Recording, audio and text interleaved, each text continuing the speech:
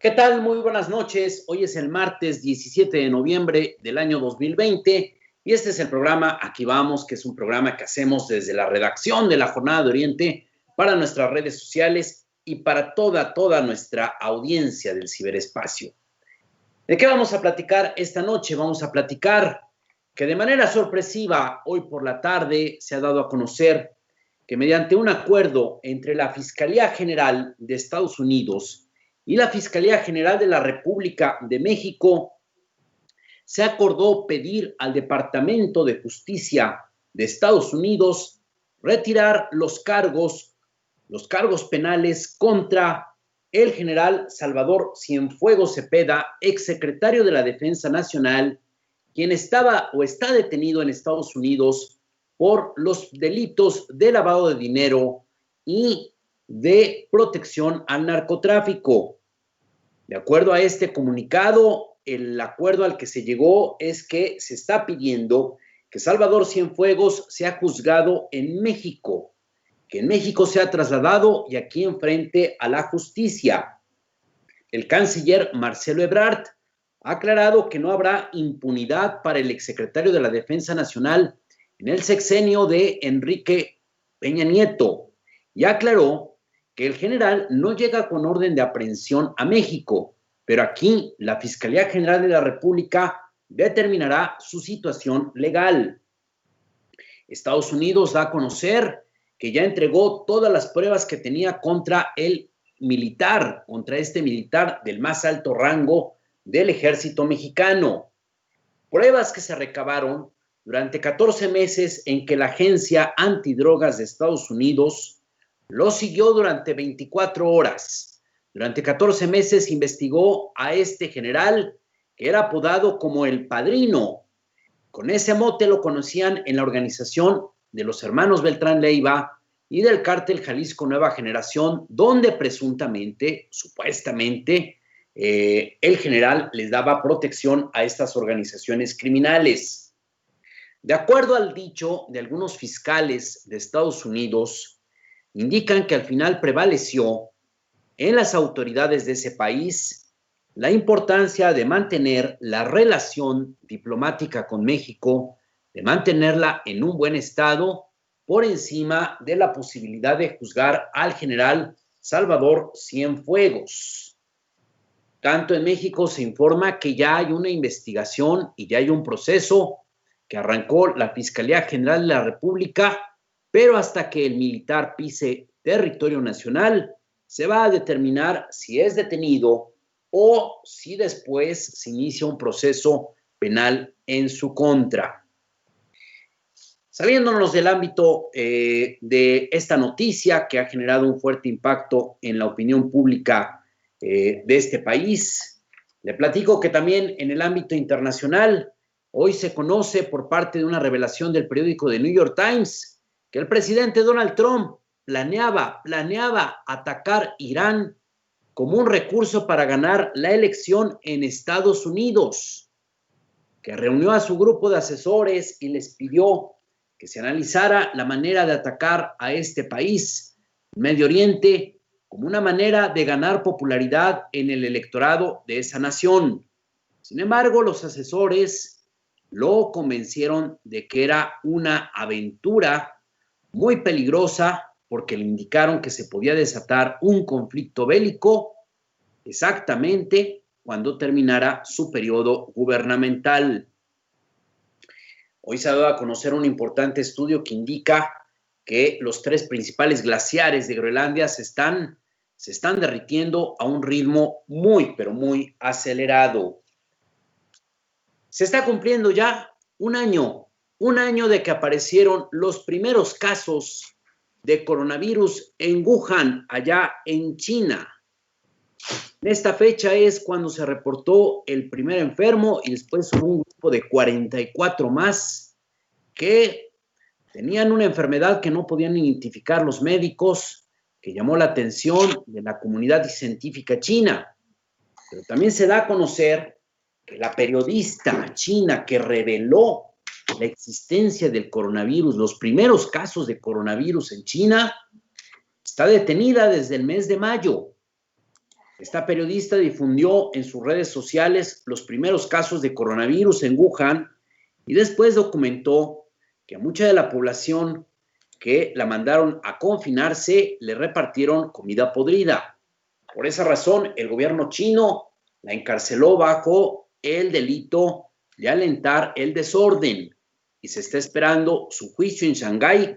La podrían sentenciar a 5 años de cárcel.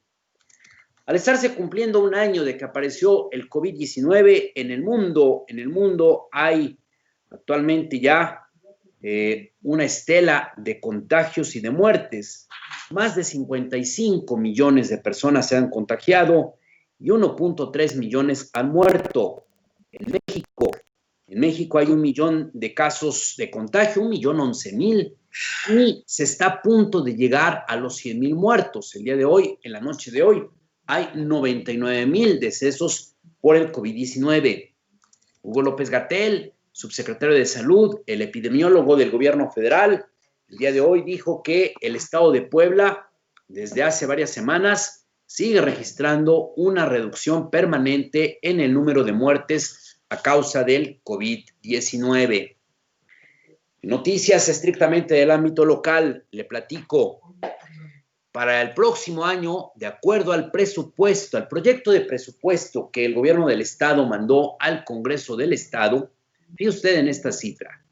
Para el próximo año, el gobierno del estado tendrá que pagar 3.569 millones de pesos, 3.569 millones de pesos, tan solo por el concepto de la deuda pública que dejó Rafael Moreno Valle Rosas para la construcción de varias obras de la capital del estado de Puebla, como el Museo Barroco, como el CIS de la Vía Angelópolis y otras más. 3.569 millones de pesos es lo que se tendrá que pagar como compromisos de las deudas contraídas por el morenovallismo.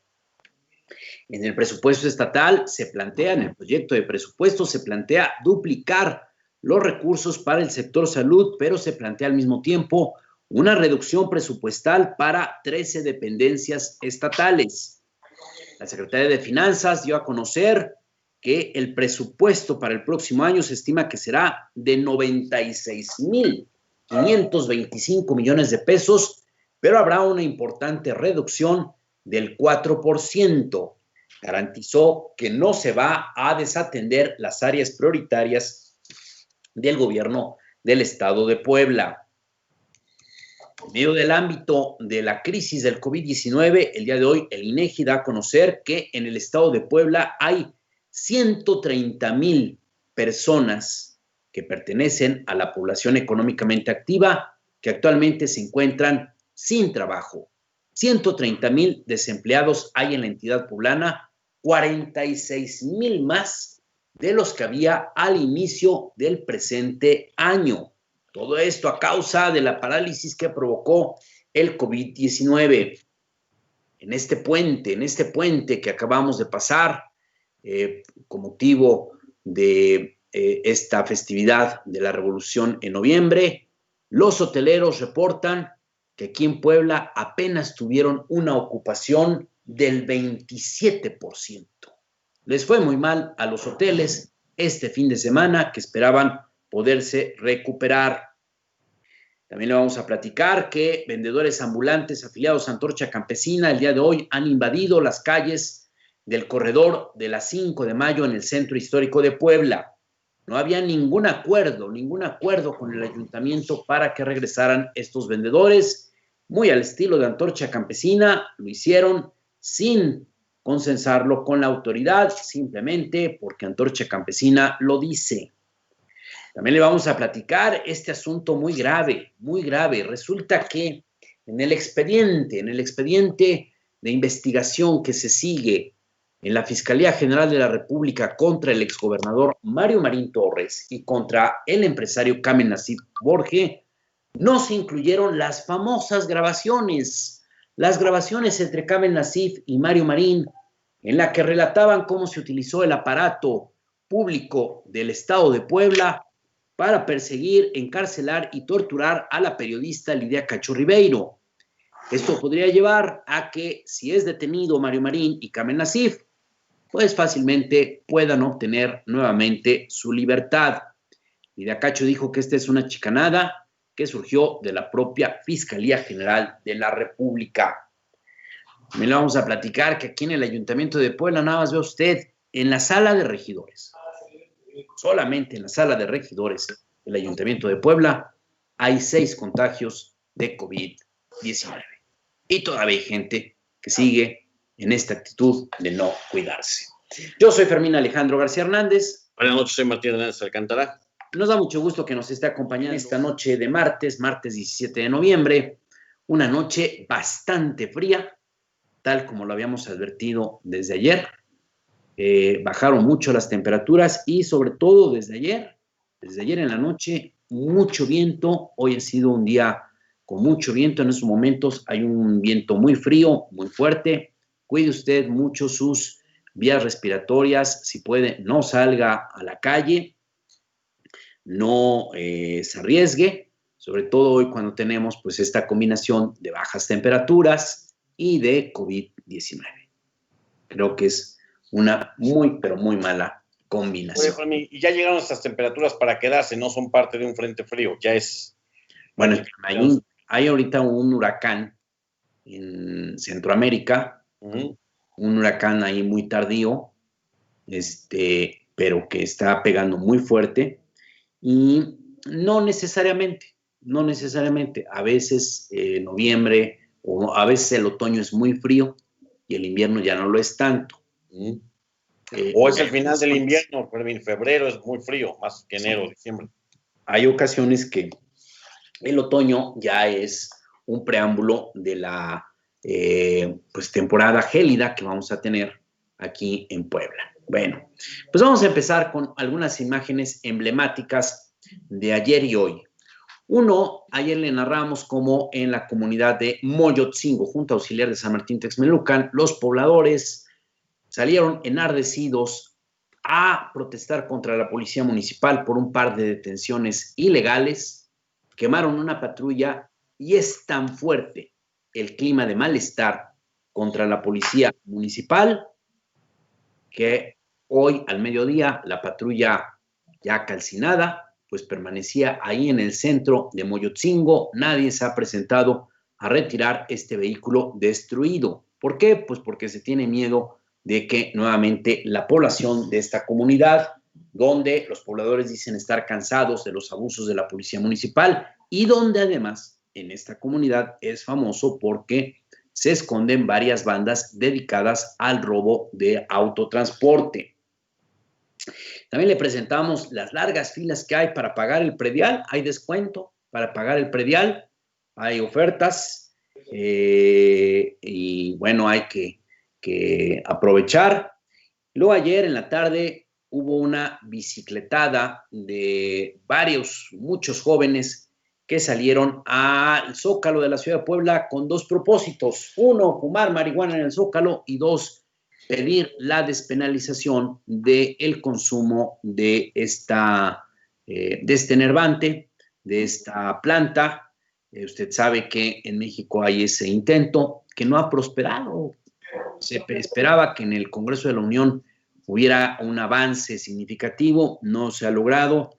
Hay un debate muy fuerte. Sánchez Cordero es una de las impulsoras, Fermín. Sí, claro, pero hay un debate muy fuerte. Primero hay una resistencia de un sector de la población que no le gusta el tema de la despenalización. Luego hay una discusión muy válida en el sentido de decir que funciona la despenalización siempre y cuando haya una regulación muy estricta, y a veces ahí es donde entran los peros, porque si en algo nos caracterizamos en México es por una falta de respeto a muchas regulaciones.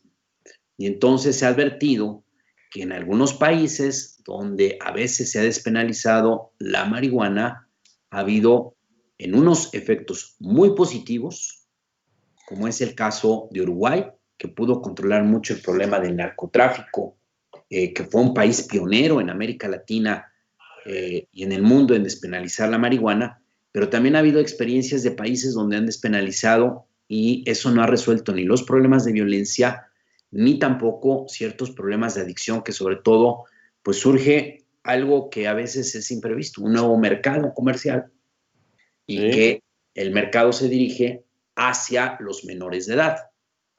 Y otra discusión que hay es que la marihuana no causa el mismo efecto en todos. Hay organismos que les produce efectos muy negativos con un bajo consumo, y hay organismos que al revés sienten un relajamiento, sienten un confort por el consumo de marihuana y pueden no tener efectos nocivos, incluso se convierte en una especie de ¿cómo se le diría? Pues relajante, para calmar tensiones, para calmar ánimos. Ahora sí, como se dice, para estar a gusto. Para alivianarte, Fermín.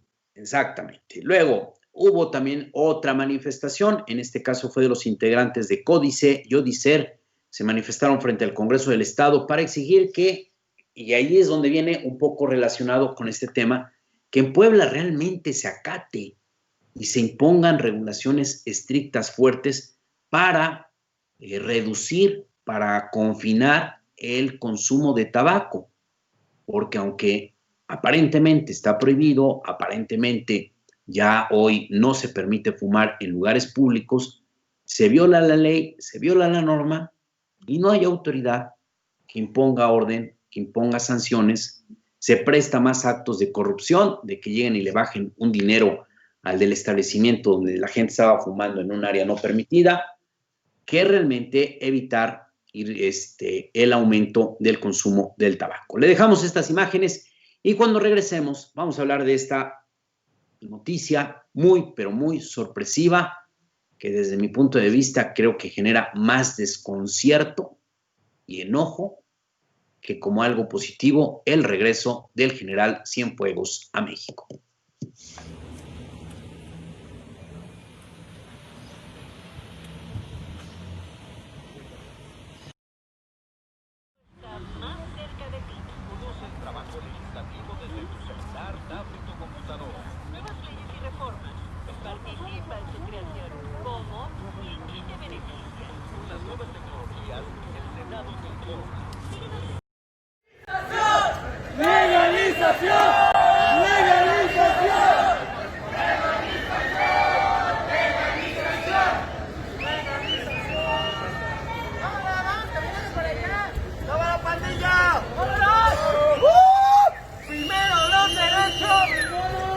¡La victoria! ¡Por una Puebla libre, cabrones! ¡Primero los derechos, después el mercado! ¡Primero los derechos, después el mercado!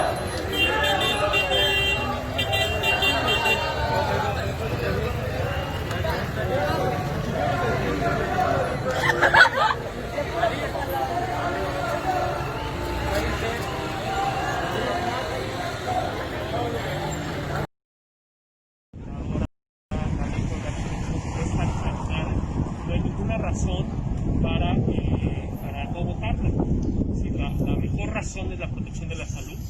Estamos en una epidemia de una enfermedad respiratoria que se agrava por consumir tabaco.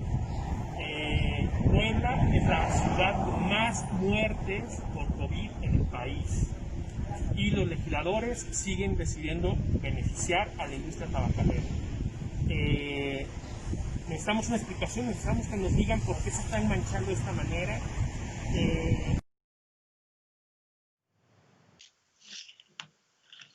Pues ahí están estas protestas por el tema del tabaco y por el tema de la marihuana. Temas polémicos, temas que pues, tienen que ser abordados de manera seria y profesional por el Poder Legislativo. Tampoco la opción es ignorar los temas, como acostumbra la actual legislatura y otras legislaturas, no solamente esta.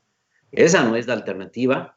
Se tiene que entrar a un debate, a un análisis serio, y se tiene que entender que son temas con los que se tiene que convivir, nos guste o no nos guste. Bueno, pues hoy por la tarde, como un balde de agua fría, yo lo calificaría, pues se recibió para muchos creo que yo me incluyo entre ellos, pues de manera sorpresiva esta noticia de que siempre no. Que siempre no. Sí, siempre no. Disculpe usted. Sí. General. Que pues siempre no van a juzgar al general Salvador Cienfuegos en Estados Unidos. Este hombre que fue detenido el pasado 15 de octubre en el aeropuerto de Los Ángeles, California, el exsecretario de la Defensa Nacional en el gobierno de Enrique Peña Nieto. Este general, que antes de haber sido secretario de la Defensa Nacional, fue el encargado de la zona militar en Iguala Guerrero, una zona de alta producción y trasiego de los componentes para la fabricación de la cocaína y de la heroína. Este general, que fue acusado de dar protección a un remanente de la organización de los hermanos Beltrán Leiva, dirigida por un capo del narcotráfico al que apodaban el H2O, y que además habría dado también protección a un brazo del cártel Jalisco Nueva Generación para que pudieran traficar cientos de toneladas de cocaína, de heroína y de drogas sintéticas hacia Estados Unidos. Pues hoy, de manera sorpresiva, se informa que no va a haber este proceso en Estados Unidos. El general Cienfuegos fue detenido el 15 de octubre y el 5 de noviembre enfrentó la primera audiencia. Ahí se declaró no culpable. Tenía programada la siguiente audiencia el 18 de noviembre. Después de la primera audiencia, lo trasladaron a una corte en Brooklyn, en Nueva York, que es donde precisamente se han enjuiciado a los casos más emblemáticos de corrupción y de narcotráfico en México. Ahí se enjuició al Chapo Guzmán, ahí se enjuició al Vicentillo, ahí se enjuició al Rey Zambada, ahí se enjuició a un importante narcotraficante colombiano, pero con mucha influencia en México, de apellido Valladares, y ahí está enfrentando un juicio Genaro García Luna, quien fue el secretario de Seguridad Pública en el gobierno de Felipe Calderón Hinojosa. Todo hacía suponer que llevar a Salvador Cienfuegos a la corte de Brooklyn, allá en Nueva York, significaba concatenar su caso con el de todos estos personajes que le acabo de mencionar, como parte de una trama criminal que había existido tanto en el gobierno de Felipe Calderón Hinojosa como en el gobierno de Enrique Peña Nieto, y que conducía siempre a que autoridades mexicanas del más alto nivel dieron protección a determinadas organizaciones del crimen organizado. Ahí nos habíamos quedado, ahí estábamos todos con esta idea de que el general Cienfuegos, que en el argot del crimen organizado lo reconocían o lo apodaban como el padrino, pues resulta que hoy por la tarde, cuando nadie se esperaba esta situación, aparece un comunicado que suscribieron el fiscal general de Estados Unidos, William Barr, y el fiscal general de la República de México, Alejandro Hertz Manero.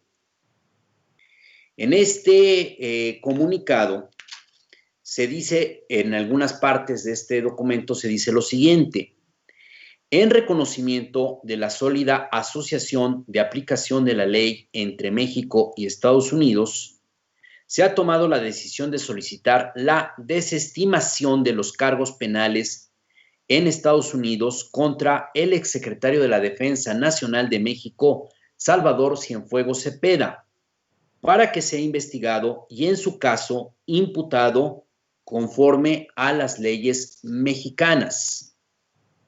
El Departamento de Justicia de Estados Unidos, en virtud de un tratado de colaboración bilateral que rige el intercambio de información y de pruebas, ha proporcionado a México las pruebas de este caso y se compromete a continuar con la cooperación dentro de ese marco para apoyar la investigación de autoridades mexicanas.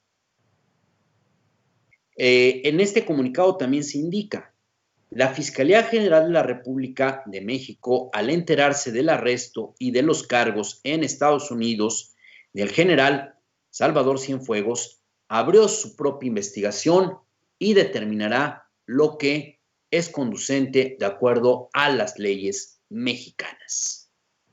Eso es a grandes rasgos lo que dice este comunicado que han suscrito, repito, el fiscal general de Estados Unidos, William Barr, y el fiscal general de la República de México, Alejandro Gertz Manero. ¿Qué es lo que finalmente se acuerda? 1, retiran los cargos contra el general Cienfuegos, los cargos por asociación delictuosa, lavado de dinero y protección al crimen organizado. 2, lo regresan a México. Tanto autoridades de Estados Unidos como de México lo van a escoltar en su regreso a México. 3, se está pidiendo en este acuerdo que el general sea juzgado de acuerdo a las leyes mexicanas. Y 4, hay una parte muy importante, es que los fiscales, algunos fiscales han declarado a agencias informativas que al final de toda esta discusión que hubo en Estados Unidos y de intercambio de información con México, particularmente las autoridades estadounidenses dieron mayor valor a mantener sana la relación diplomática con México y la colaboración contra el crimen organizado que enjuiciar al general Salvador Cienfuegos. ¿Esto por qué? Esto porque México se supone que protestó, se inconformó, porque durante 14 meses se hizo una investigación en Estados Unidos contra Salvador Cienfuegos y nunca fue informado el gobierno mexicano. Nunca fue informado el gobierno mexicano de la detención de Salvador Cienfuegos y no fue informado a tiempo de los cargos que había en su contra. La información, cuando se detuvo a Salvador Cienfuegos el pasado 15 de octubre, primero lo obtuvo la Cancillería mexicana, pues a través de medios de comunicación, a través de una comunicación informal del embajador de México en Estados Unidos, el embajador de Estados Unidos en México, de apellido Landau, y no por los canales tradicionales que hubieran sido precisamente entre las dos fiscalías, la de Estados Unidos y la de México, o entre el Departamento de Justicia de México y la Fiscalía General de la República o la Presidencia de la República. Ese es el contexto que hay. Y luego, frente a esto, el canciller Marcelo Ebrard, después de que se dio a conocer este comunicado, Marcelo Ebrard, el canciller mexicano, ofreció una conferencia en la cual dijo que no significa que se dé impunidad al general Cienfuegos, que aquí en México se va a determinar lo conducente.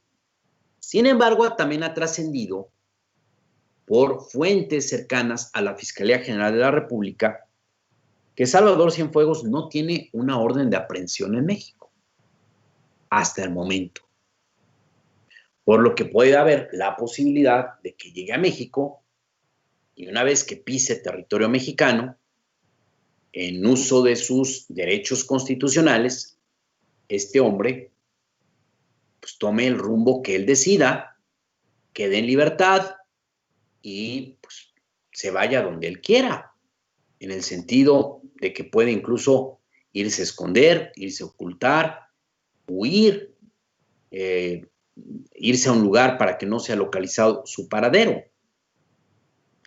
No se sabe hasta el momento si habría la posibilidad de que efectivamente llegando a México pudiera ser detenido. No se sabe el contenido de la investigación que se le habría abierto en México, tal como dicen la Fiscalía General de Estados Unidos y la Fiscalía General de la República en este acuerdo que hicieron conjunto. ¿Qué pasó? Pues es la pregunta que muchos nos hacemos. ¿Qué ocurrió? Finalmente, ¿no fue consistente la acusación contra el general? Y en Estados Unidos prefirieron mejor regresarlo a México antes de que un juez en Estados Unidos dictara, por ejemplo, su libertad? ¿O habrá sido realmente el malestar del gobierno mexicano el que pesó en Estados Unidos respecto a que se tenía que haber informado a las autoridades mexicanas de la investigación y detención del exsecretario de la Defensa Nacional? Una tercera hipótesis: ¿qué intereses tan poderosos tal vez surgieron para proteger al general Cienfuegos? ¿Qué intereses tan fuertes pudieron haber intervenido para doblegar a la Fiscalía General de Estados Unidos? Y una cuarta pregunta: ¿hasta dónde puede haber influido la coyuntura de la derrota del presidente Donald Trump y el triunfo del demócrata John Biden? Son preguntas que quedan en el aire, que por ahora cuesta mucho trabajo poder contestar. Yo mismo estuve muy atento a muchos analistas que están en la tarde-noche siempre con importantes espacios informativos y que les gusta realmente analizar, ¿no? Los que toman ahí como siempre un sesgo muy, muy marcado. Y creo que en todos queda como este halo de incertidumbre, pues de no saber qué ocurrió y de no saber si esto es positivo o negativo, si estamos ante un nuevo episodio de impunidad en México, algo así muy parecido a lo que pasó con Humberto Moreira, exgobernador de Coahuila, que se acuerda usted que lo detuvieron en España, acusado de dar protección al cártel de los Zetas, de lavar dinero para los Zetas, y que al final hubo una intervención del gobierno de Enrique Peña Nieto para convencer, para negociar, para ofrecer muchas cosas a cambio de que lo liberara. Y hoy Humberto Moreira se da el lujo incluso de demandar penalmente a los periodistas que han hablado de manera crítica de su caso. Otro asunto muy parecido fue el de Juan Collado. Juan Collado ya lo tenía detectado el gobierno de Andorra y las autoridades suizas. Ya lo traían bajo la mira por lavado de dinero, ya le tenían sendas investigaciones en Europa, y entonces, igual, el gobierno de Enrique Peña Nieto intervino y engañó a las autoridades europeas diciéndoles que ya había habido una investigación en México y que Juan Collado había demostrado que eran lícitos los más de, no recuerdo la cantidad, pero creo que eran algo así como unos 10,000 millones de pesos que tenían depósitos bancarios en Europa. Y después, cuando cae preso Juan Collado acá en México, en particular en Suiza, se sintieron engañados y timados por el gobierno mexicano, en este caso la administración de Peña Nieto. Ese es un segundo ejemplo. Y un tercer ejemplo, pues, el que habíamos platicado hace unos días, el de Raúl Salinas de Gortari, que igual lo detienen, le inician un proceso en Europa porque detienen a su esposa con un pasaporte falso, intentando sacar dinero de fondos suizos, y al final salieron en libertad. No sabemos si estamos ante un caso de impunidad muy parecido o si el gobierno actual va a marcar una diferencia y entonces cuando regrese el general Cienfuegos sea llevado a la justicia, pero por parte de las autoridades mexicanas. Si ocurriera esto último, sería muy trascendente para este país. Siempre se ha tenido la percepción de que en mucho del crecimiento del crimen organizado pues ha pasado por la protección oficial y ha pasado por una protección oficial que ha provenido, entre otros actores, del ejército mexicano. Y no solamente es eso, sino también es que pues tenía que ser algo que tenía que ocurrir tarde o temprano. Involucrar al ejército en el combate al narcotráfico, pues tarde o temprano tenía que haber esta tentación, este esta colusión de algún sector de las Fuerzas Armadas, porque así opera el crimen organizado. Y no es algo para espantarnos. Hay que recordar que el origen del cártel de los Zetas está en grupos de élite del ejército mexicano que fueron convencidos de desertar de las filas castrenses y pasarse a formar parte del ejército de sicarios del cártel del Golfo, que en ese entonces encabezaba Osiel Cárdenas, y que después, con el tiempo, los militares que le servían a Osiel Cárdenas se acabaron separando y formaron el cártel de los Zetas. Así es. Esa experiencia ya la tenemos. Es más, si fuéramos mucho más atrás, hay una investigación de un importante académico que se llama Ernesto Zedillo, que no es el expresidente de México, es un importante académico que ha investigado sobre la presencia de los nazis en México.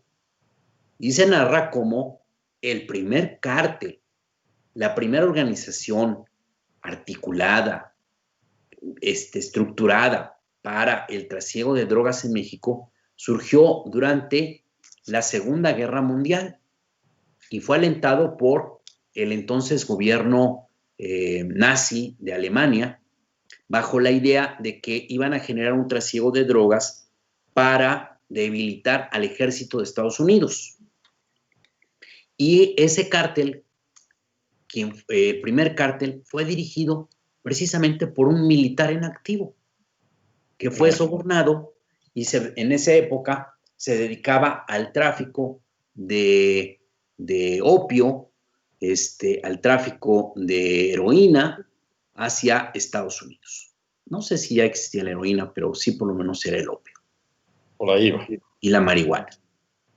Entonces, no sabemos qué es lo que finalmente ocurrió. Creo que en los próximos días, de acuerdo a lo que ocurra finalmente con el general, si llega y lo liberan acá, pues creo que estaremos en un retroceso, o vamos a ver si existe esta capacidad en México, pues de dar seguimiento a lo que habían encontrado en Estados Unidos. Eso es por un lado. O por el otro lado, que se investigue y se determine si no fue un exceso del gobierno de Estados Unidos, como en este caso de la Fiscalía General de Estados Unidos, de detener a un militar que podía sonar muy atractiva su aprehensión, pero que no había el soporte jurídico, el soporte de una investigación para llevarlo al banquillo de los acusados. Porque ese también es otro episodio oscuro de Estados Unidos. Siempre aquí a veces tenemos una visión muy malinchista de suponer que en Estados Unidos la justicia funciona muy bien, y no es cierto. Ciega. En Estados Unidos también la justicia tiene muy graves deficiencias. Tan es así que los problemas de racismo en Estados Unidos tienen que ver mucho con el tema de cómo se hace una justicia selectiva. Cómo en Estados Unidos ser negro, ser pobre, ser obrero, no ser de un barrio lujoso en Estados Unidos, significa un trato muy discriminatorio en el aparato de justicia, y cómo ser blanco, ser rico, tener formación universitaria es un trato muy diferente y muy privilegiado. Y entonces habrá que ver qué ocurrió, digo, porque también hay que decirlo, no es la primera vez que hemos visto excesos de la DEA. Tan es así que hay que recordar que en los años 80 la DEA utilizó, en combinación con la CIA, la Agencia Central de Inteligencia, utilizó a los cárteles de narcotráfico mexicano para traficar armas a favor de la contrarrevolución nicaragüense. Y a cambio de eso, pues se hicieron tontos mucho tiempo en el trasiego de drogas de estas organizaciones hacia Estados Unidos, y es el momento, esta actuación permisiva de las agencias estadounidenses llevó a que las organizaciones criminales que había en México que en esa época eran estrictamente, como se les dice en los pueblos, eran marihuaneros y ya. Se dedicaban a la siembra de marihuana, a la comercialización, a pasar marihuana a Estados Unidos, y eran ajenos al trasiego de otras drogas. Cuando interviene la CIA y cuando interviene la DEA, es cuando estas organizaciones se dan cuenta que por estas acciones de llevar armas a Centroamérica, se dieron cuenta que podían tener enlace con las organizaciones colombianas que ya las empezaban a golpear y les empezaban a cerrar canales de trasiego hacia Estados Unidos. Se dieron cuenta que podían entrar al negocio de la cocaína y después al de la heroína. Así es. Todo eso ocurre por esa actuación negligente de las agencias de Estados Unidos. Entonces, también es otro aspecto que hay que revisar si no fue esto un exceso del gobierno estadounidense. O otra posibilidad es que México haya visto la oportunidad de negociar, o Estados Unidos haya visto también la oportunidad de negociar algo y se intercambiaron información y se estén intercambiando algo más valioso, que sea juzgar al general Cienfuegos, o también pues que veamos a los poderes fácticos de este país moviéndose a favor de este militar que aparentemente pues pertenecía al crimen organizado. Pues son todas estas dudas, pero lo cierto es que hasta ahora, pues por nuestra experiencia de la enorme impunidad que vivimos en México, pues creo que nos deja un mal sabor de boca, pues el ver que este militar está de regreso. Yo simplemente le digo una cosa, a mí algo que me llama poderosamente la atención, búsquelo usted en redes sociales, pero apenas hace un par de días, la colaboración semanal de Diego Fernández de Ceballo en un medio de comunicación nacional, advirtiendo que eran falsos los cargos contra el general Cienfuegos, que no había sustento jurídico, y decía Fernández de Ceballos que si había justicia en Estados Unidos lo iban a acabar liberando. ¿Fue mera casualidad? ¿O es que Diego Fernández de Ceballos sabía algo? ¿O estamos otra vez ante este tráfico de influencias, de poder, donde siempre ha jugado un papel dominante Diego Fernández de Ceballos, en que estos poderes fácticos de México hubieran negociado, presionado la liberación del general Cienfuegos en Estados Unidos?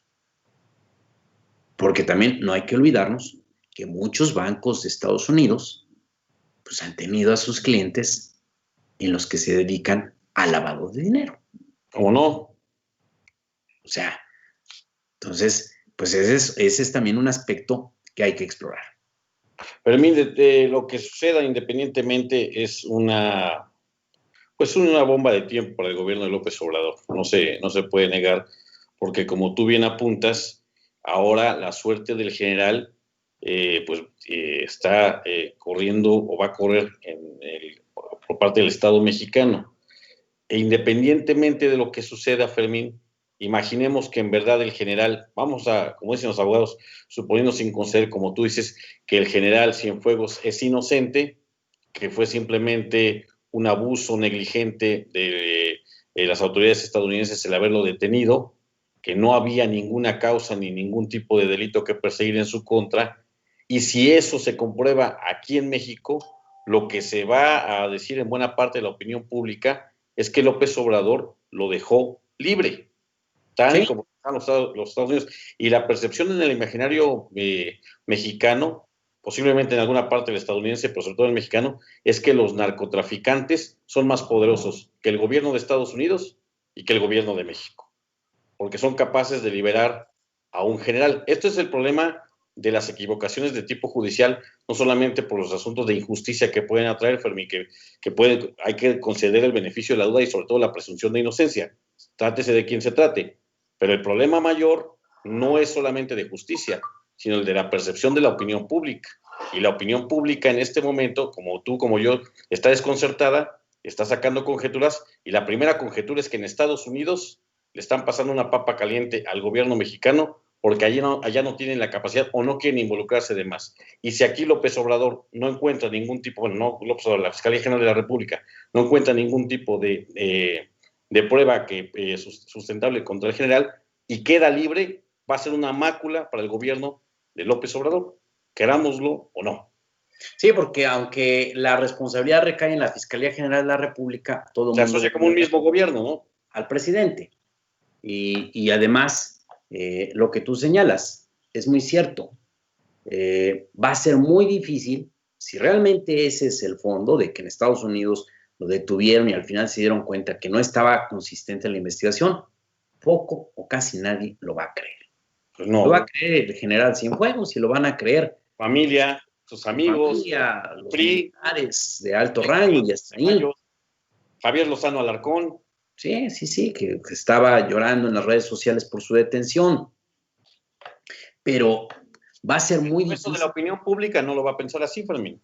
Va a ser muy difícil creer en esa versión.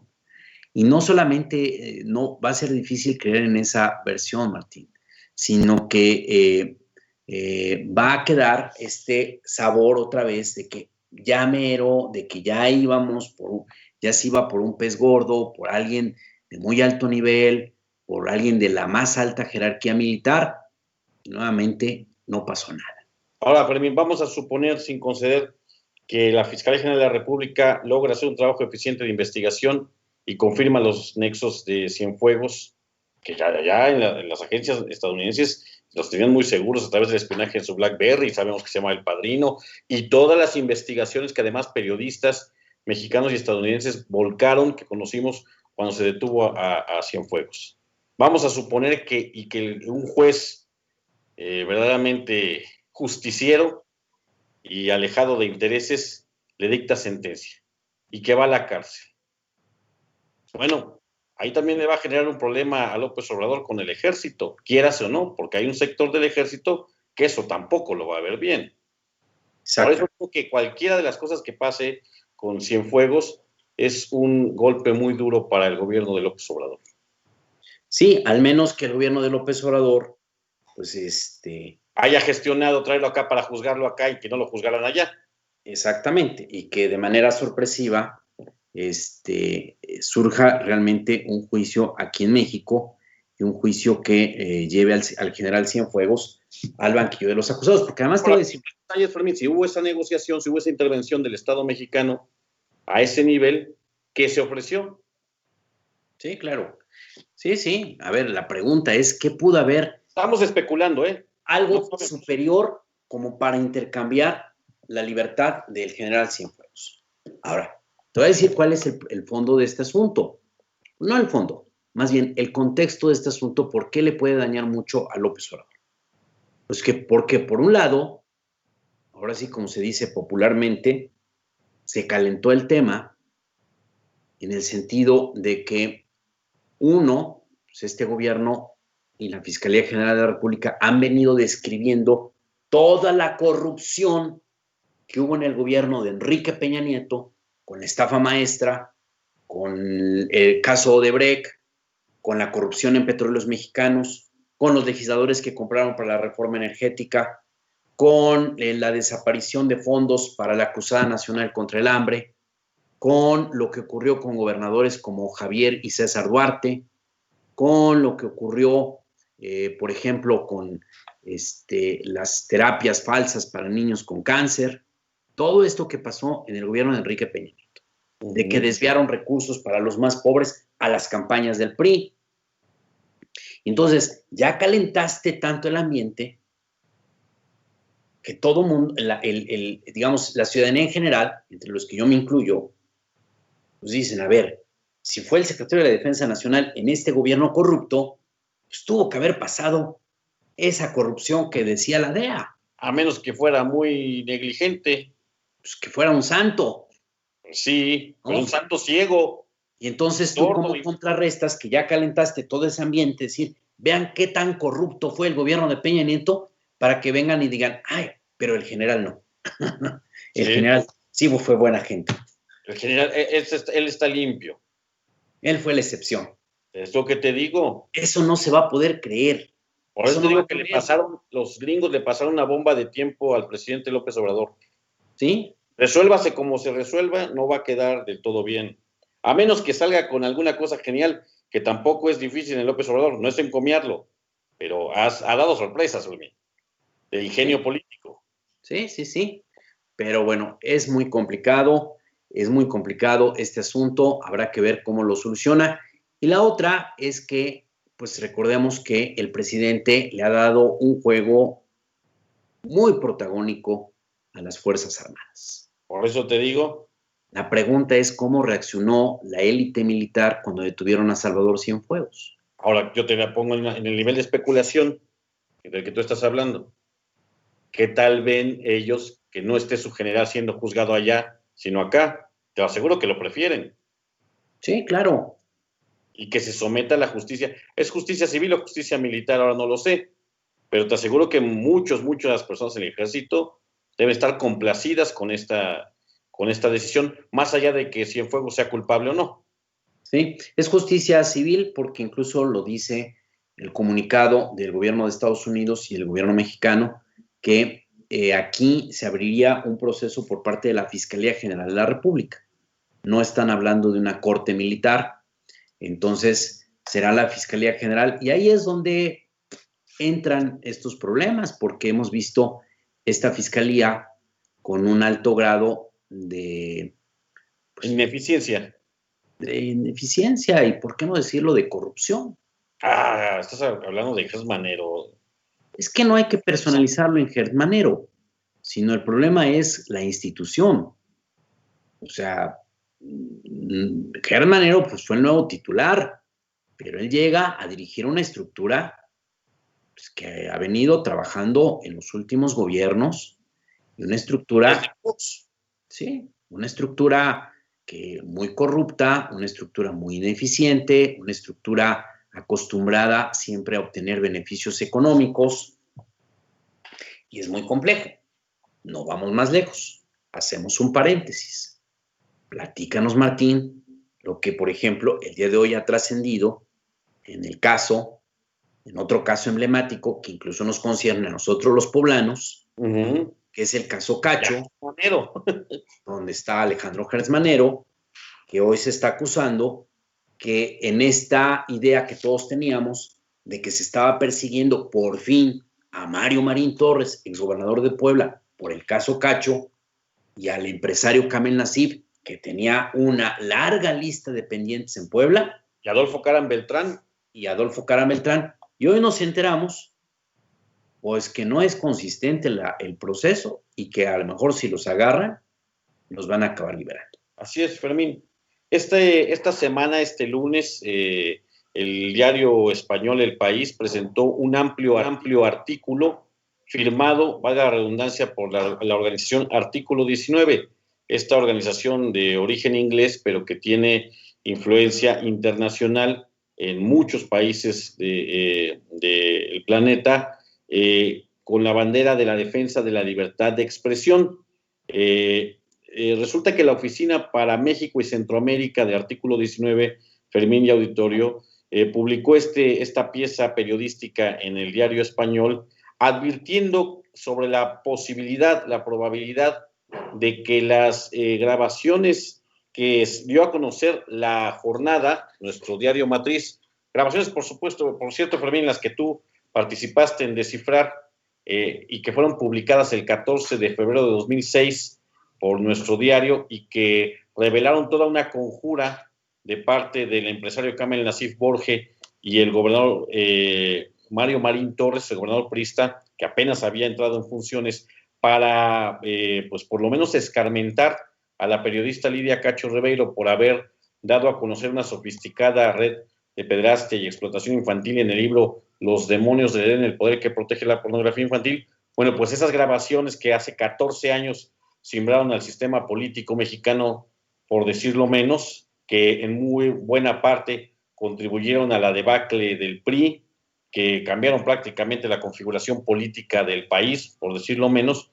Esas grabaciones que son un conjunto de pruebas importantísimas sobre la conjura, pues no fueron incluidas o no habrían sido incluidas en el expediente del proceso que se sigue a Mario Marín Torres, a Kamel Nassif Borge y a quien fue el director de la Policía Judicial en el gobierno de Marín, Adolfo Caram Beltrán. ¿Por qué no habrían sido incluidas, Fermín Auditorio? Bueno, porque no son resultado, Fermín, de una orden judicial o de una anuencia judicial para poder intervenir las comunicaciones. En el Estado mexicano y en muchos estados de otros países, la intervención de comunicaciones privadas solamente se puede realizar con fines de investigación judicial, y estas grabaciones en particular, las que estamos hablando, de que se dio una cosa del 14 de febrero de 2006, no fueron autorizadas ni requeridas por una autoridad judicial, es decir, no formaban parte de una investigación sobre Kamel Nassif o sobre Mario Marín o sobre cualquier delincuente o presunto delincuente o sobre cualquier indicio de delito. Como no fueron incluidas, Fermín, a la hora de que pueda ejercerse o ejecutarse las órdenes de aprehensión que hay contra estos tres personajes, orden de aprehensión que, por cierto, está boletinada para la Interpol. Estos sujetos están siendo buscados en más de 140 países en el globo, pues no tendría validez porque serían el sustento principal de la prueba en contra de ellos.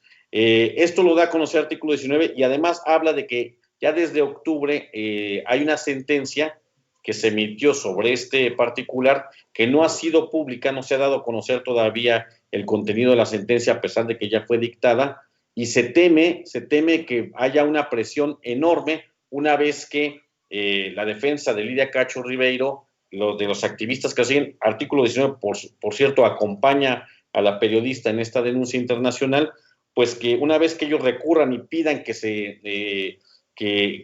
revisen las grabaciones, la juez que tenga que decidir sobre este asunto está siendo muy presionada, se sabe que está siendo presionada por autoridades, por lo que dice artículo 19, son fuerzas del crimen organizado, y al final de cuentas esto quede pues en la total impunidad. No hay que olvidar, Fermín, que previo a esto se descongelaron las cuentas. A veces unos dicen que nunca se congelaron, y otros que se habían descongelado las cuentas bancarias de Mario Marín Torres y de Kamel Nassif Borge. Lo último que se supo del exgobernador es que aquí en Puebla el gobierno del estado inició los trámites para la recuperación de la patente de su notaría, esta que está aquí en la capital de Puebla, en la zona de Huexotitla.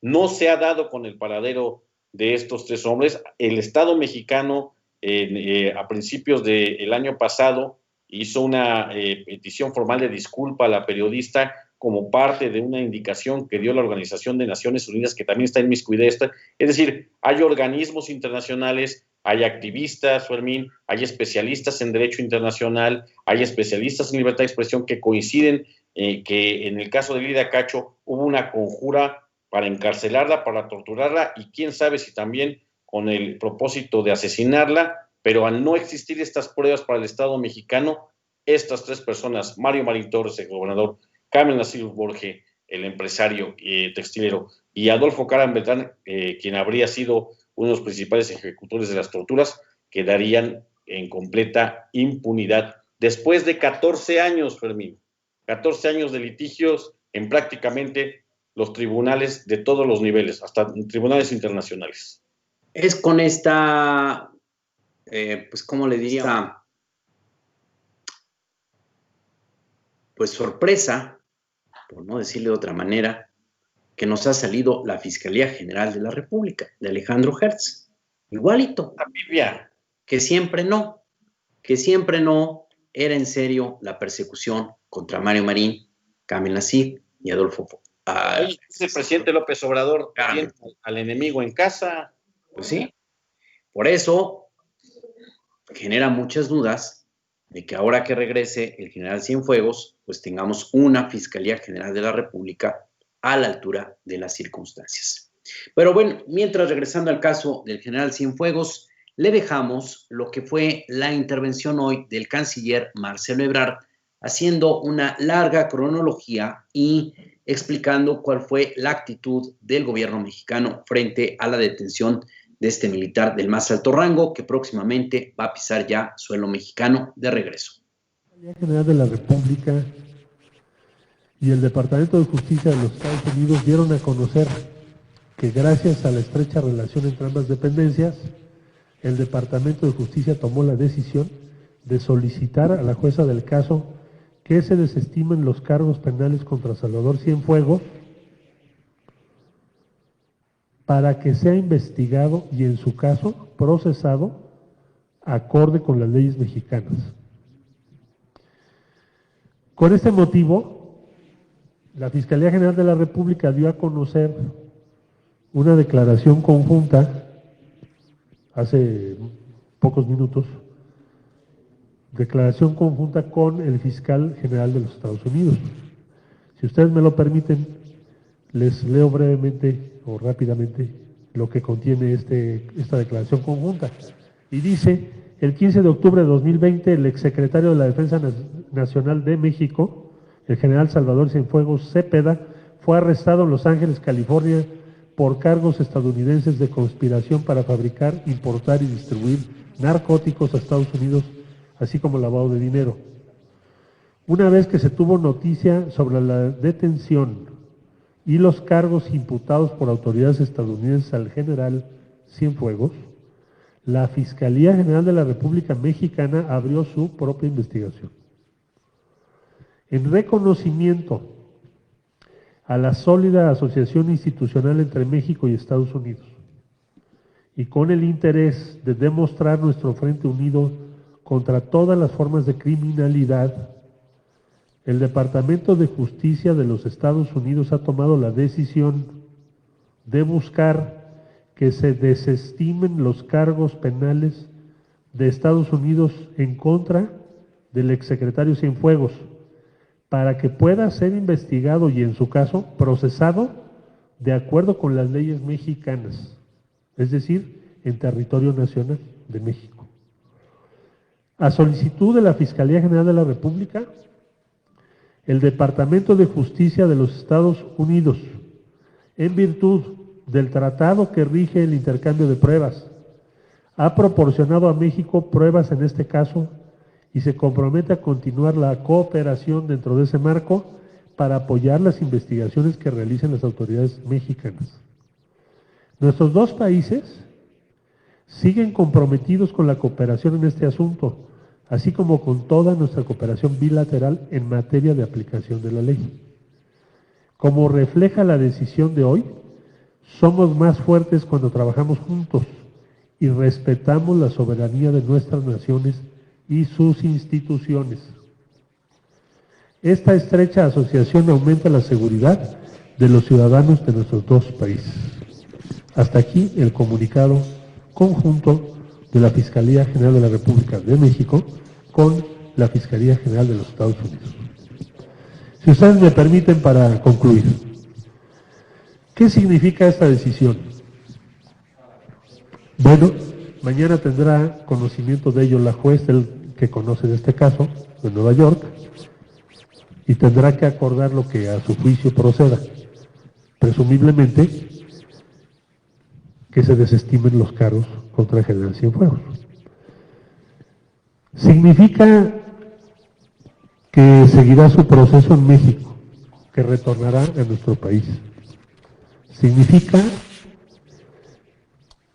que serán aplicadas las leyes mexicanas, porque los hechos a los que hace alusión la investigación que he comentado de Estados Unidos se cometieron en territorio mexicano presumiblemente. Significa que la investigación, las imputaciones, tendrán que sustanciarse y probarse, que los indicios dentro del ámbito de la autonomía de la Fiscalía General de la República tendrán que ser, en su caso, confirmados o no. Significa un acto, una decisión que vemos con simpatía y que pensamos positiva, porque no la vemos como el camino a la impunidad, sino como un acto de respeto a México y a las Fuerzas Armadas de México. Y significa que las bases que existen de cooperación en materia de seguridad habrán de mantenerse, porque solo pueden existir sea respeto a la soberanía de México. Por consiguiente, reconocemos esta resolución del fiscal general de los Estados Unidos. Quisiera, para concluir, también reconocer en todo lo que vale y subrayar la atinada, enérgica y eficaz conducción de este asunto por parte del fiscal general de la República, el doctor Alejandro Gertz Manero, quien en el ámbito de la competencia y autonomía de la Fiscalía General logró este acuerdo y esta declaración conjunta en favor de México.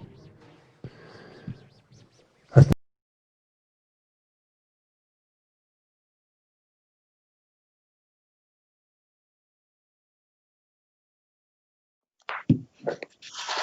Pues esa fue la declaración de Marcelo Ebrard.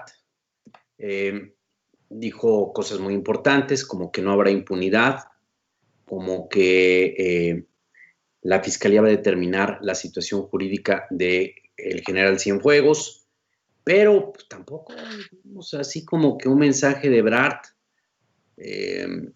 como queriendo tomar una definición de qué es lo que pasó.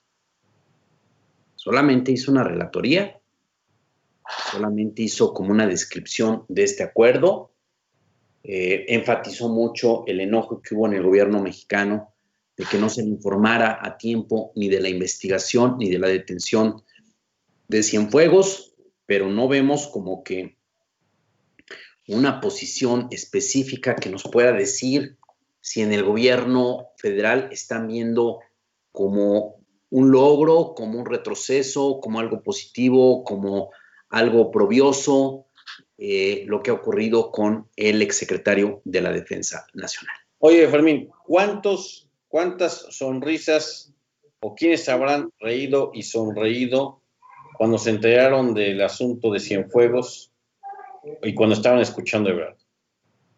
Yo te voy a mencionar uno. ¿Quién? Javier Lozano. Pues sí, pero él no es tan importante. Diego Fernández de Ceballos. Sí es importante. Enrique Peña Nieto. No, se la ha de haber dicho, hasta que tengo un respiro, aunque sea de unos Sacó la segundos. botella de champán. ¿No? Felipe Calderón Hinojosa. Sí, pues Vicente Fox Quesada. Sí, sí. Claudio Chicoténcatl González. Te voy a decir quiénes hoy respiraron y van a dormir tranquilos. Bueno, Peña Nieto primero. Bueno, Cienfuegos primero y luego Peña Nieto. No, pero te voy a decir todavía quién más va a dormir tranquilo hoy. Los miembros de la élite militar. Sí, ¿no? Nunca antes se había tocado a un militar del más alto rango como había ocurrido con Salvador Cienfuegos. Oye, ya en el terreno de las especulaciones, como si estuviéramos en una serie de Netflix, esas que tanto te gustan. Y si la liberación de Cienfuegos obedeciera a las presiones que hicieron los cárteles del narcotráfico gringos, por todo lo que se podía revelar, y las propias autoridades gringas que están coludidas con esos cárteles para hacerse del ojo chiquito cuando pasa toda la droga ya. No lo sé. Yo supondría que no, porque eso tendría que haber ocurrido antes de la detención. Que lo dejaran luego, déjenlo. O no lo hubieran detenido, ¿no? Uh-huh. Pero, pues, quedan muchas posibilidades y este asunto, como dirían, huele mal. Bueno, vamos a cambiar de tema. En estos momentos, en este fin de año, lo que le corresponde ahora de trabajo final al Congreso del Estado es aprobar lo que se llama el paquete fiscal, que es básicamente la ley de egresos y el presupuesto de egresos. Ley de egresos y presupuesto de ingresos. Bueno, que no es otra cosa más lo que el gobierno del Estado va a poder captar de recursos y lo que va a poder gastar. El día de hoy se dio a conocer por parte de la Secretaría de Finanzas, ¿cómo se llama ahora, Martín? Secretaría de Castro Corro. No, pero la dependencia. La dependencia se llama Secretaría de Planeación y Finanzas. Planeación y Finanzas, el día de hoy dio a conocer que el presupuesto para Puebla va a ser de 96,000 525 millones de pesos para el próximo año. Y que habrá una reducción del 4% al presupuesto y que se va a buscar, se buscarán mecanismos diferentes para poder zanjar esta falta de recursos y para no descuidar áreas prioritarias. Pero algo muy interesante es que este proyecto que está siendo en estos momentos analizado en el Poder Legislativo, hay un rubro que destaca mucho. ¿Cuál es el rubro? Es el rubro del pago de deuda y de compromisos financieros. De acuerdo al proyecto de presupuesto que el gobierno del Estado mandó al Congreso del Estado, el próximo año Puebla va a destinar 3,569.5 millones de pesos para el pago de deudas y compromisos financieros. O visto de otra manera, esto equivaldría a algo así como que cada ciudadano de Puebla va a tener que pagar 600 pesos, incluidos los bebés, los recién nacidos, las personas de la tercera edad, las personas con alguna discapacidad física o mental, las personas que viven en estado vegetativo, todos tendremos que pagar 600 pesos para completar estos 3,569 millones de pesos. Ahora, ¿por qué es tan alta esta cantidad? Bueno, porque le voy a decir una cosa. De este dinero, 1,358 millones de pesos corresponden para pagar las deudas que dejó Rafael Moreno Valle Rosas por la construcción del Centro Integral de Servicios, mejor conocido como el CIS de la vía Tliscayot, el Museo Internacional Barroco y las plataformas de Audi. Usted y yo vamos a tener que pagar las plataformas de Audi. Y yo me pregunto, ¿y todos tenemos autos Audi? Un descuentito. En Audi. Todos tenemos algún beneficio de Audi. ¿Cuál es el Hay una gran derrama económica, Fermín. ¿De qué te quejas? ¿Cuántos trabajadores hay en Audi? No te digo miles, cientos de miles de trabajos sumamente remunerados que de ahí bajan los beneficios que trae la empresa, que construye escuelas, que hace hospitales.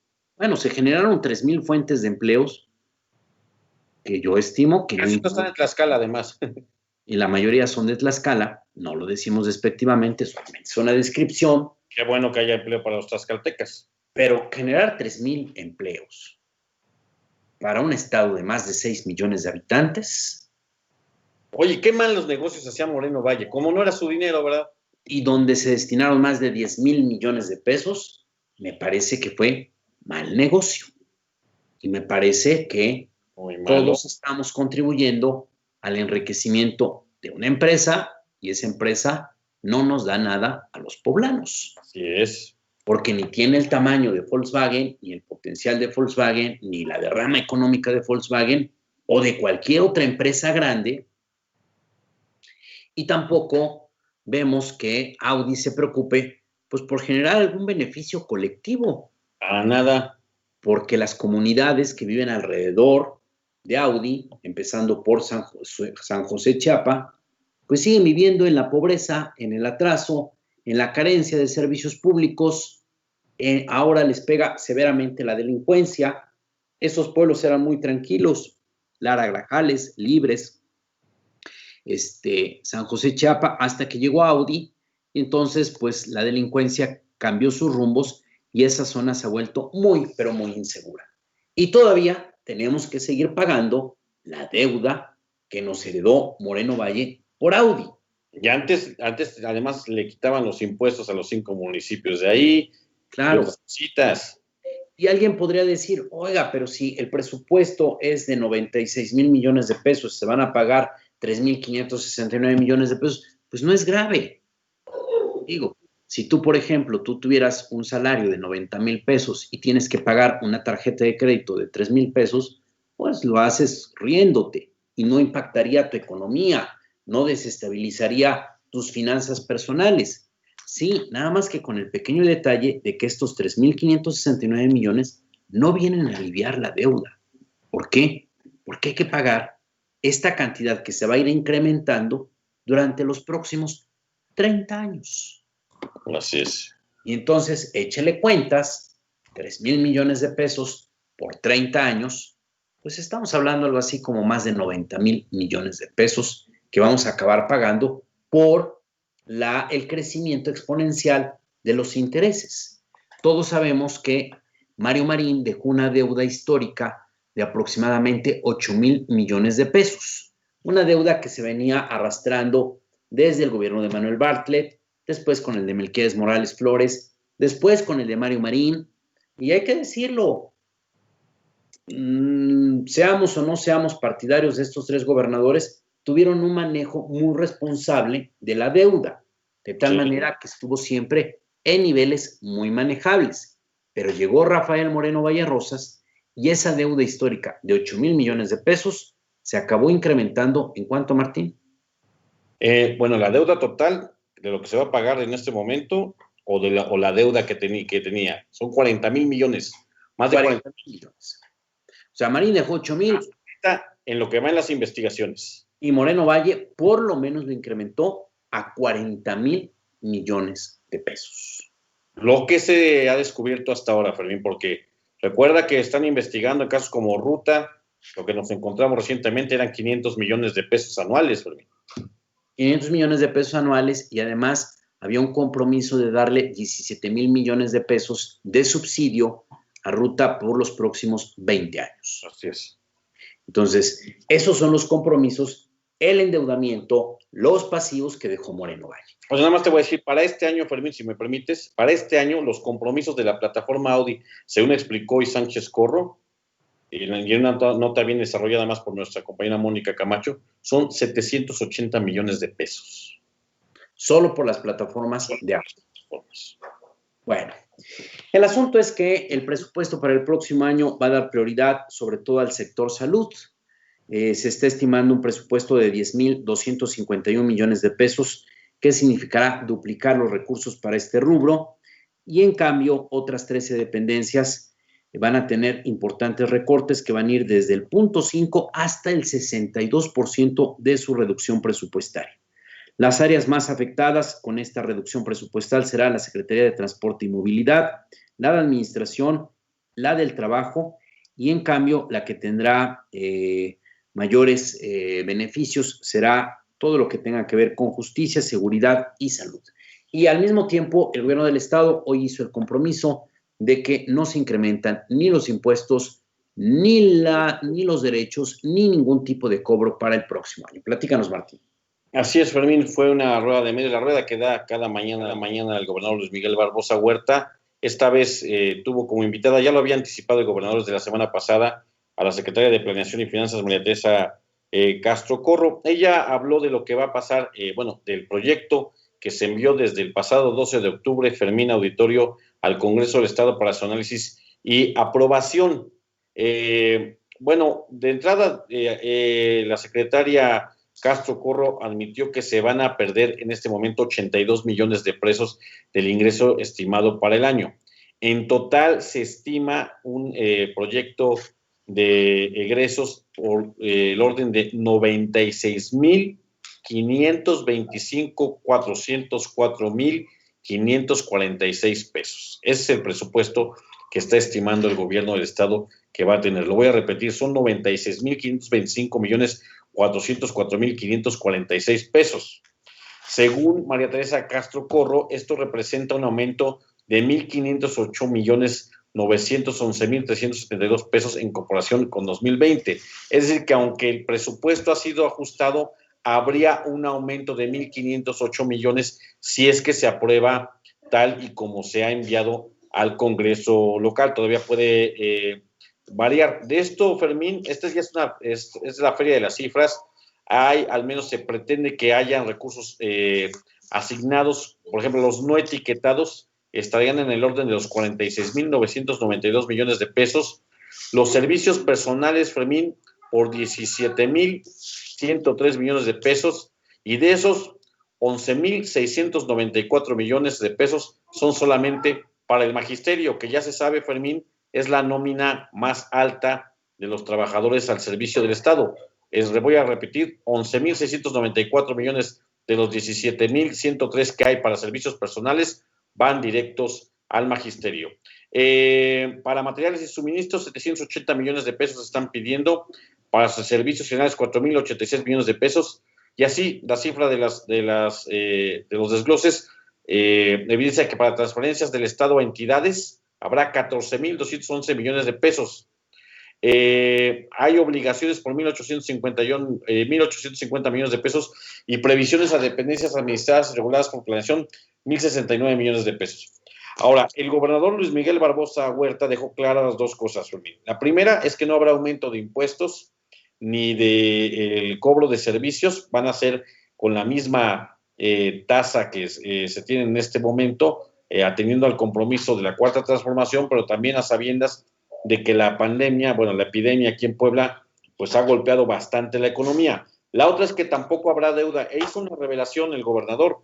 Dijo que ya los bancos en este momento le están ofreciendo a su gobierno un crédito por 6,000 millones de pesos en este momento, que él ya ha rechazado y va a rechazar porque dijo que no habrá deuda. Dijo que también tiene que haber una suerte de acopio y de administración de al menos 8,601 millones de pesos por, participaciones que el gobierno del Estado tiene que aportar, por ejemplo, para el rubro de medicinas. Ahora las medicinas van a tener que ser compradas por el gobierno estatal, pero eso va a depender de los almacenes que tengan, del stock que tengan, y entonces tienen que ir maniobrando con ese presupuesto mucho más. Dijo que habrá un gobierno austero, no descartó, Fermín, ya lo venía anticipando desde antes, y eso lo recalcó también, que haya recortes de personal. Esto lo dijo incluso desde el principio de su administración. Dijo que iba a tratar de contener eso, pero solamente por intereses de deuda, por ejemplo, pública, la secretaria Corro habló de 121 millones de pesos y se está calculando una inversión pública de 239 millones de pesos. ¿Qué pasará con los grandes proyectos, Fermín, de los que se ha hablado? Por ejemplo, la remodelación de los barrios, en la que está muy interesado el gobernador Barbosa, el asunto de lo que pasará en Huejotzingo para la ampliación del aeropuerto, que podría ser un aeropuerto alterno al que se está edificando en la Ciudad de México. Dijo que todos estos proyectos se van a realizar con inversión privada, que no habrá ahí un ejercicio de inversión pública. Y se está esperando un año, dijo él, mucho más duro a nivel económico que el año de la epidemia. El año duro va a ser el que viene y pues hay recortes en ciertas áreas. Se está privilegiando el área de salud, Fermín. Ahí va a haber una inversión importante, pero finalmente la cifra más o menos va a oscilar entre los 96,525 millones de pesos para el año entrante, Fermín.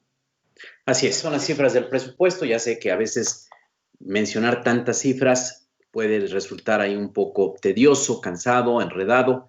Sin embargo, pues es importante siempre tener en cuenta cuál es la situación presupuestal, porque de ahí depende pues el motor de la economía local.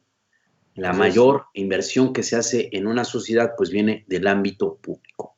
Le dejamos la participación y el mensaje que da el gobierno del estado respecto a este paquete fiscal para el próximo año, y después le dejamos el mensaje que oyó el presidente de la República, Andrés Manuel López Obrador, quien aclara que igual a nivel federal no va a haber ni aumento de impuestos, ni de derechos, ni ninguna carga para la población, y al mismo tiempo advirtió que no hay incentivos el próximo año para evitar el pago de impuestos en empresas. La primera definición de un gobierno es si va a establecer nuevos mecanismos de recaudación. Y la primera definición que tomamos con la Secretaría de Finanzas fue ningún impuesto nuevo. Ningún impuesto nuevo. No vamos nosotros a crear cargas tributarias al pueblo, a las personas, a los ciudadanos en este momento. Y por eso hay una ley de ingresos igualita, casi en materia, en términos generales, que la del año anterior, porque no hay ningún ingreso nuevo. Y a partir de eso, O sea, cada entidad lo que hace es calcular los ingresos propios. Los ingresos propios. Secretaria, ¿cuánto estimamos nuestros ingresos propios? Representan el 8% y ascienden a 7,851 millones de pesos. 7,851 millones de pesos. Diseñado de manera muy austera, pero muy bien puesto para que las cosas no se paren. Muchos estados, la mayoría de los estados están pensando en deuda. Nosotros no. ¿Saben cuánto nos quieren prestar los bancos? 6,000 millones de pesos. ¿Saben qué les he dicho? No vamos a seguir con esos comportamientos. Ya tenemos los miles de millones que ustedes saben de deuda. Los miles de millones de pesos. Entonces, es un presupuesto así diseñado y esto es parte de un esfuerzo de 2 meses, por lo menos. O sea, aquí somos austeros. No vamos nosotros a despilfarrar un peso del erario público. Gobierno de Puebla, hacer historia, hacer futuro. En esta iniciativa hay que destacar que apoyando la economía de las y los poblanos, se está haciendo un escenario conservador. Es decir, no se están incrementando ni las tasas, ni se están adhiriendo nuevos impuestos. Estamos teniendo un escenario muy conservador.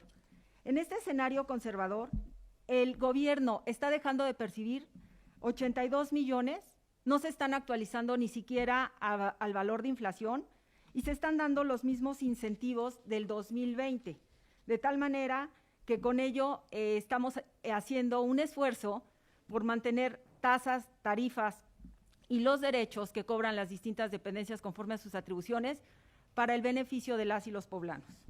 De tal manera que el ingreso y el gasto presentado en estas iniciativas está en equilibrio, es decir, el Estado no está recurriendo a ningún financiamiento. Con una política responsable estamos haciendo el equilibrio entre ingresos y egresos estatales para no recurrir a ningún financiamiento conforme a la instrucción y al programa del gobernador de tener finanzas sanas, equilibrio presupuestario y con ello podemos optimizar el recurso. Gobierno de Puebla, hacer historia, hacer futuro. Nosotros ya tenemos una estrategia que nos ha funcionado, que consiste en garantizar a todos el derecho a la salud, que la atención médica y los medicamentos sean gratuitos. Entonces, eso es ya importante. No queremos entrar en quitas de impuestos porque no queremos regresar al modelo, a la estrategia utilizada en otros tiempos de que se daban estos subsidios y habían distorsiones. Al final de cuentas no se ayudaba a la gente. Entonces vamos a seguir con la misma política fiscal que consiste en no aumentar impuestos en términos reales y garantizar el derecho a la salud. Eso es lo que puedo comentar.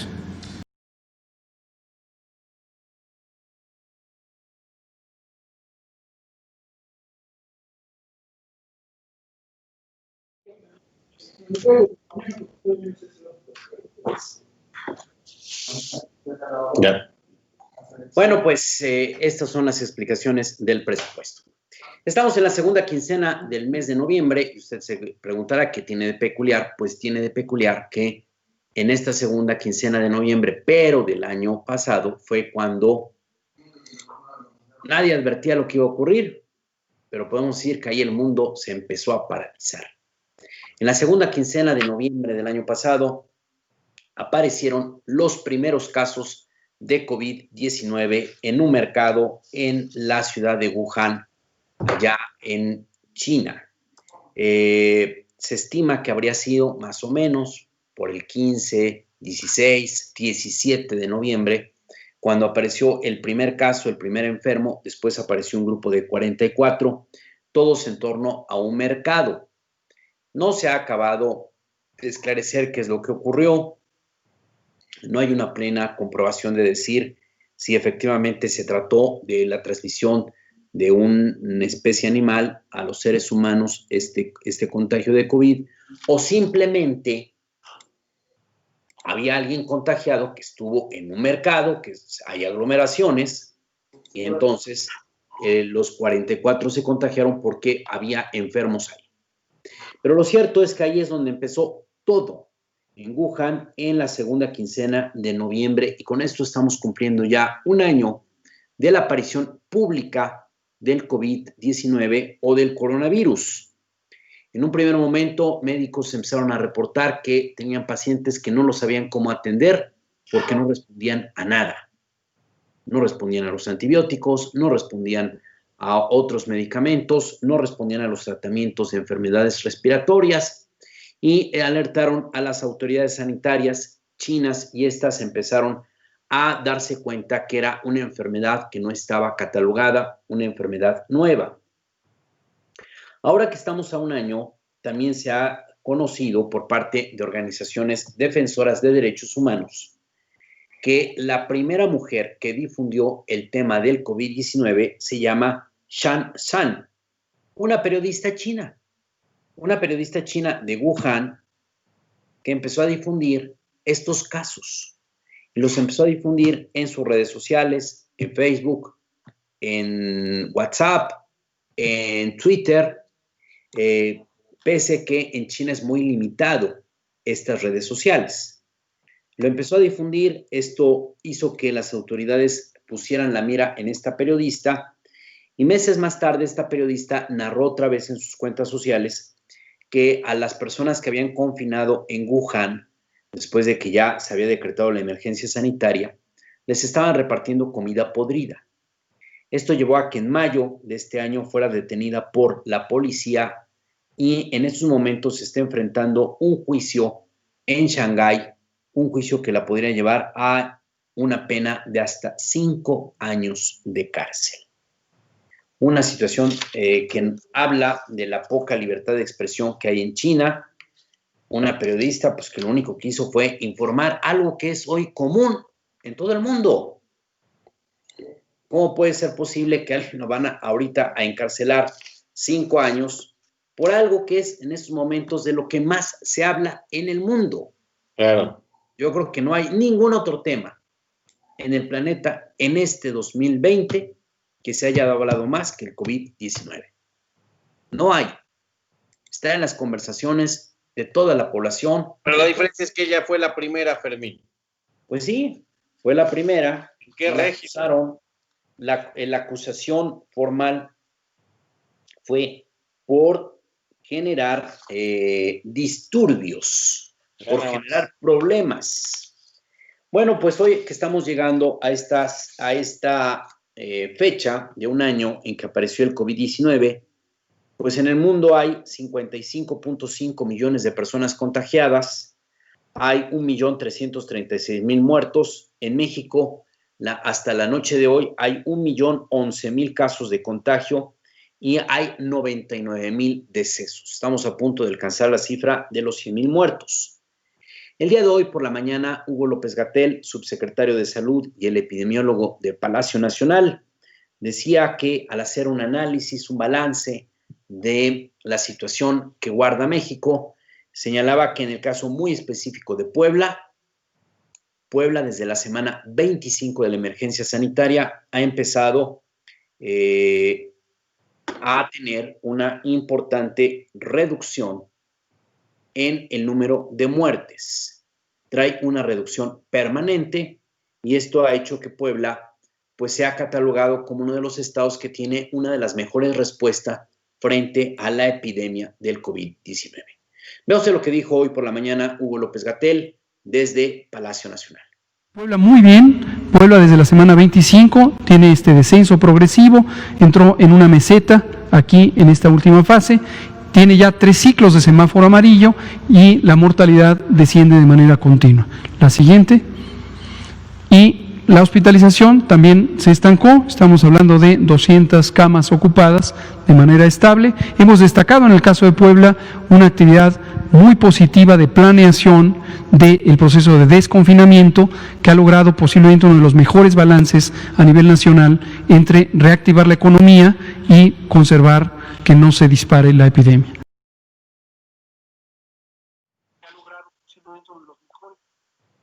Pues es la evaluación que hace Hugo López-Gatell. El día de hoy se ha dado a conocer las cifras del INEGI respecto a la encuesta nacional de ocupación y empleo, y en esta encuesta se arroja que en el tercer trimestre de Puebla, en el tercer trimestre del año, acá en Puebla, se estima que en la entidad poblana hay 129,476 personas desempleadas, que no tienen empleo. Esto significa un crecimiento de 46,259 personas respecto a las mediciones de principio de año. Y esto pues es consecuencia de la parálisis que hay por el COVID-19 en la entidad poblana. Aunque ya ha habido una apertura económica, hay un desconfinamiento económico, lo cierto es que todavía se siguen sintiendo los efectos, todavía hay grandes núcleos de trabajadores pues que no están laborando. Y bueno, para que vea usted, a un año de que apareció el COVID-19, pues las cosas siguen iguales. Hay que cuidarnos, hay que evitar aglomeraciones. Y si no, vea usted lo que pasó en la sala de regidores del Ayuntamiento de Puebla, van 6 contagios de COVID-19. Vea usted este reporte. Gracias. Recordemos que tenemos la obligación de reportar a Protección Civil y a la propia Secretaría de Administración todos los datos que se desprendan de este tipo de contagios. En este caso, tenemos reportado de manera oficial a la Dirección de la Coordinación de Regidores 5 casos. Total de trabajadores que tuvieron COVID fueron 5 casos. Total de trabajadores que fallecieron, tenemos 0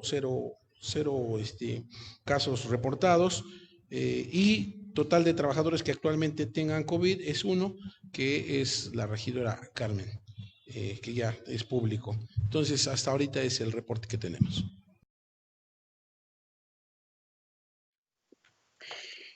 Y quienes no respetan las reglas de no aglomeraciones, pues son los vendedores ambulantes afiliados a Antorcha Campesina, que el día de hoy volvieron a invadir las calles del corredor 5 de Mayo, pese a que no hay una autorización del Ayuntamiento de Puebla.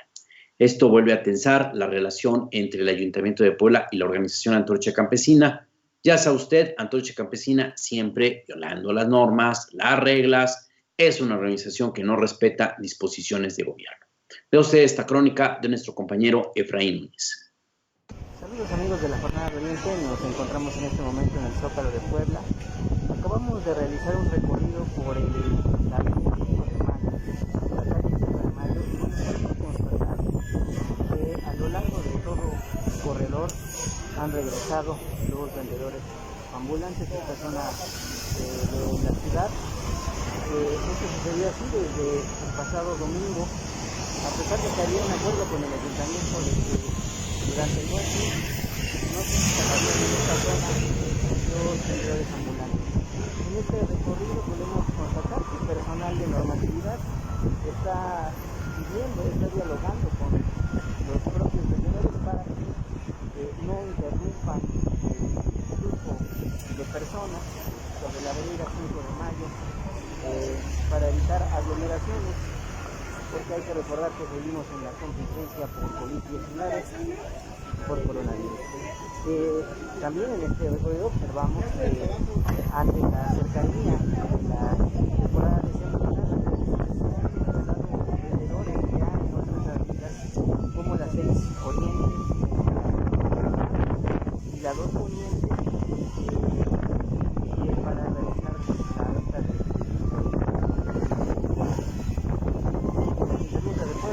está haciendo lo necesario para solicitar a los vendedores ambulantes que desistan de esta instalación, o al menos de evitar que compliquen el tráfico de personas, el tránsito de personas por estas avenidas importantes del centro de la ciudad. Informó para la Jornada de Oriente Efraín Núñez.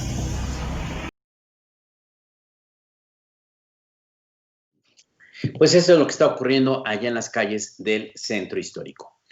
El día de hoy el periódico The New York Times revela una noticia bomba.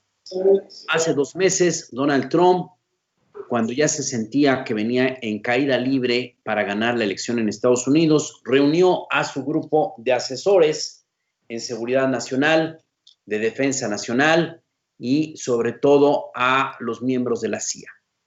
Y ahí Donald Trump les informó que tenía el propósito de atacar Irán, que había un último reporte de la Agencia Internacional de Energías Nucleares que señalaba que Irán sigue enriqueciendo uranio, que es un material elemental para la fabricación de armas letales, de armas de destrucción masiva, armas nucleares. Y entonces ese era el pretexto que iba a utilizar Donald Trump para atacar Irán. En esa reunión, los asesores le dijeron a Donald Trump que le recomendaban tener cautela y mejor dar marcha atrás, porque Irán es un país muy difícil, tiene un gobierno muy sólido, es un gobierno teocrático, es un gobierno donde hay una combinación de creencias religiosas y de gestión gubernamental, y que podía generar una respuesta muy fuerte del pueblo iraní, y no es Irak, donde era un pueblo que estaba sometido por un dictador y que de alguna manera el derrocamiento de Saddam Hussein gustó a un sector importante de la población. Le advirtieron que en Irán eso no pasaría y que ahí, al revés, se podría generar una guerra que lo iba a afectar precisamente en los días previos para las votaciones. Trump escuchó, muy enojado, simplemente se levantó y abandonó la oficina oval de la Casa Blanca sin cruzar palabra con sus asesores, y eso evitó que Trump desatara una guerra solamente para intentar ganar la elección en Estados Unidos. Genio figura hasta la sepultura. Tenemos comentarios de la edición de hoy, Martín. Sí, es para mí. Saludamos como siempre a la gente que sigue la emisión de este programa que se llama Aquí Vamos, el programa que realizamos con mucho gusto desde la redacción de la Jornada de Oriente, ubicada en Manuel Lobato 2109, la colonia Bellavista de la capital de Puebla. Hacemos este programa para nuestras redes sociales desde nuestro pequeño estudio. Fermín Alejandro García Hernández, nuestro jefe de información, y Rubí Villanueva Reyes al mando de los controles aquí en la redacción. Todavía está Iván Pérez Pineda, que está de visita, regularmente anda por aquí, pero es nuestro ingeniero en sistemas. Está también Brenda Valerdi, formadora y editora. Está Aldo Gabriel Monani Torreblanca y está Rodolfo Rocha, que ya lo saben ustedes, es diseñador, guardaespaldas, monitor, modelo de Spencer Tunick, experto en espectáculos, el primer fan, el fan más fan de Madonna en México, el vengador de todos los ciudadanos ante el SAT, porque le ha ganado muchas cosas al SAT, muchos juicios, ha logrado que le devuelvan incluso dinero, pero sobre todo, ya lo saben ustedes, es amigo de todos. Hacemos este esfuerzo informativo, como les decía, para nuestras redes sociales. Nos ven ahora en Facebook, pero terminando nos pueden ver en YouTube, donde también pueden ya checar, disfrutar de la programación ya bien aceitada, bien consolidada que tenemos ahora. El programa de las reporteras con entrevistas a fondo de temas importantes que no siempre están en la agenda, pero que son los temas a los que hay que poner atención. Está también la disputa por el agua, donde expertos, activistas y, bueno, gente que sabe sobre la remunicipalización del agua, discúlpenme, están haciendo un trabajo verdaderamente espléndido. Nuestros articulistas y columnistas que presentan sus aportaciones leídas de viva voz para nuestro auditorio, y cada noche la habitual conferencia de medios que se ofrece desde Palacio Nacional, a veces casi siempre encabezada por el doctor Hugo López-Gatell Ramírez, y después este programa que se llama Aquí Vamos. Les decía que hacemos este esfuerzo informativo también. Si no nos pueden ver en Facebook y no nos ven en YouTube, nos pueden ver radicados en nuestro portal www.lajornadadeoriente.com.mx, donde no solamente está el programa, sino que desde muy temprano y hasta esta hora, que faltan 33 minutos para el 18 de noviembre de 2020, mañana es ANIP de la REP, ayer que inició la Revolución Mexicana, mañana se conmemora ese inicio, pues es el 2020, el año que se comió el COVID. Les damos las noticias más importantes de México, Tlaxcala, Puebla y el mundo. Solamente las más importantes, las otras de plano no se nos dan. Saludamos con muchísimo afecto a Pilar Huerta, a Ángel Arenas Morales, a Gregorio Trinidad García, a Evi Flo, Nando Ámbar, a Lorena Márquez, le mandamos un beso y un abrazo hasta San Andrés Cholula, muy fuerte, Alejandro Torres, también a nuestra colega Esbezda Ninel Castillo Romero, que se encuentra delicada de salud, nuestra colega de Infoquórum, ojalá se reponga pronto, que se cuide, que siga todas las indicaciones médicas para estar pronto de vuelta persiguiendo la noticia. Saludamos también con muchísimo afecto a nuestro colega Juan Carlos Rojas, que nos ve, este fotoperiodista extraordinario desde el otro lado del charco o del Atlántico, en Madrid, España. Gracias por desvelarte, Juan Carlos, o por desmañanarte, como sea. Te mandamos un abrazo con todo el corazón. A Les Pantoja también, que nos ve en Villa Las Flores, junto con doña Berta Pantoja, don Arturo Caballero, Carlos Caballero y Cristóbal Caballero. También a Andrés Flores, a Manuel Bravo, defensor del agua potable en Puebla, que también participa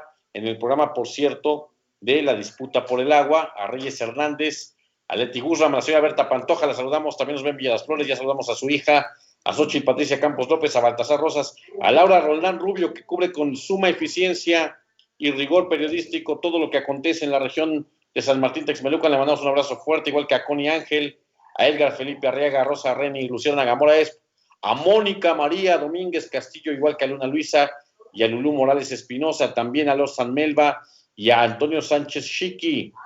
Vamos a ver qué nos dicen.